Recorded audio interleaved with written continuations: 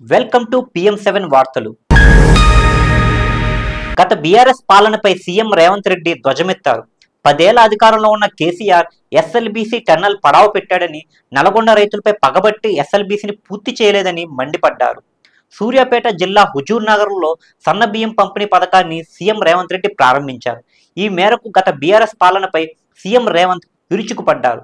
10 ఏళ్ల అధికారంలో ఉండి నల్గొండ రైతులు పొలాలకు నీరు అందించే ఎస్ఎల్బీసీ టన్నల్ను పట్టించుకోలేదని, ఇది కూడా కేసీఆర్కి ఉన్న ప్రాంతీయ అసమానతే అని తెలంగాణ సీఎం రేవంత్ అన్నారు. 10 ఏళ్ల అధికారంలో ఉన్న కేసీఆర్ ఎస్ఎల్బీసీ టన్నల్ పడావు పెట్టాడు. 34 కిలోమీటర్లు పూర్తయిన ఎస్ఎల్బీసీని ఏడాదికి 1 కిలోమీటర్ తవ్వినా అయిపోయేది, కానీ చేయలేదు.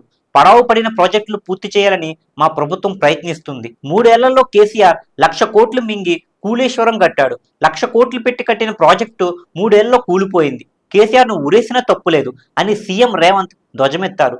కేసీఆర్ నా ఇంటి తలుపులు బద్దలుకొట్టి అరెస్ట్ చేసిన 8 నెలల్లో ఎంపీని అయ్యాను.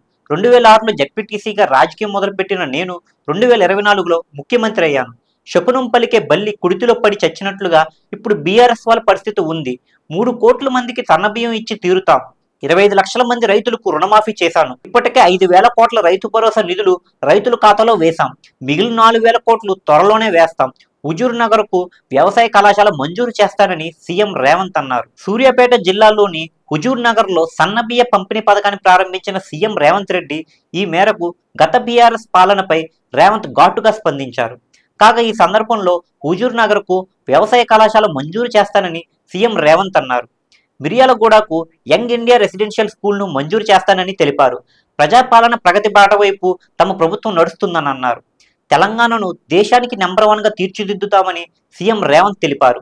పరిపాలన అంటే తెలంగాణ రాష్ట్రాన్ని దోచుకోవడం కాదని, రాష్ట్రాన్ని వేగవంతంగా అభివృద్ధి పథంలో నడిపించడం అని సీఎం రేవంత్ రెడ్డి అన్నారు.